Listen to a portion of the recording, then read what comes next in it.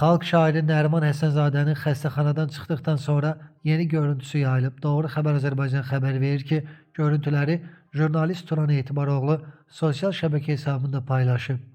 94 yaş, amma söz hələ də ayaqdadır. Nəriman Həsənzadə yenə yazır. Şair sübut edir ki, şairlik peşə yox, taliyə məsələsidir deyə paylaşımında qeyd edib. Xatırladaq ki, Nəriman Həsənzadə bir müddət əvvəl böbrək çatışmazlığı diaqnozu ilə xəstəxanaya yerləşdirilmişdi.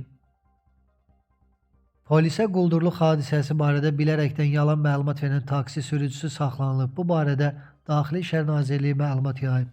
Bildirilib ki, Bakı şəhərində taksi fəaliyyəti ilə məşğul olan 42 yaşlı Hikmət Həsənov yanvarın 3-də Xətai rayon ərazisində olan zaman avtomobildə müştəri kimi əyləşən şəxs tərəfindən hücuma məruz qaldığı barədə polisə müraciət edib. O bildirib ki, naməlum şəxs onu kəsici deşici alətlə hədələyərək 80 manatını alıb.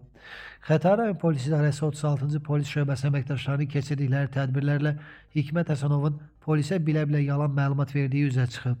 O, müştərinin onun pulunu vermədiyi üçün polisə bilərəkdən quldurluq hadisəsi ilə üzləşdiyi barədə yalan məlumat verdiyini etiraf edib.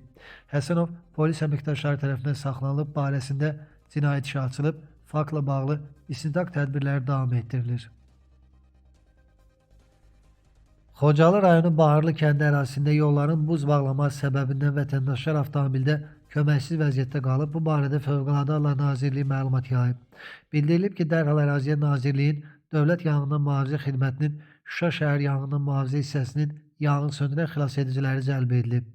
Yanğın söndürən xilasedicilər tərəfindən yolun buz bağlaması səbəbindən hərəkətini davam etdirə bilməyən Assamat markalı minik avtomobilinin hərəkəti tam təmin edilib və vətəndaşlara müvafiq köməklik göstərilib.